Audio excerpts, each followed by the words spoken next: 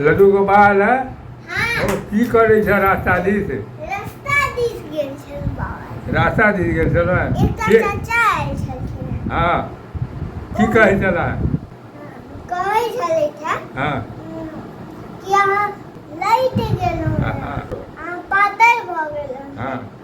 अहाँ कनि मुर्गा अंडा किया नहीं हो खाइ हो के अछि हो ई मुर्गा अंडा सिखबा वाला ई के अछि हो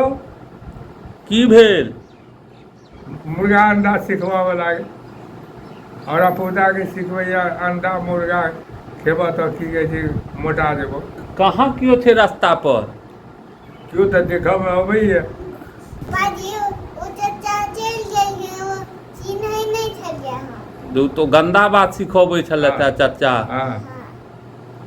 गंदा बात सिखबै छलथि हाँ, हे हाँ। हम मुर्गो अंडा नहीं खाइ छी एतबो नहि हुनका चारि बेत लऽ कऽ मारबनि हुनका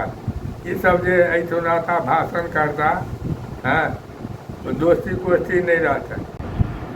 बाबा जी शांत हो जा अहाँ एते खिसियाओ नहीं शांत हो जा हाँ तो शांति हम छी दोसर दिन एहन बस्ता के देख के कहते तऽ हम खूब बढ़िया जगह धुलाई देबै हाँ हाँ बुझल कि ने ई सब क्यों कहो तो नहीं ई सब नहीं सीखिए ब्राह्मण नहीं खाई छै बुझल कि ने सब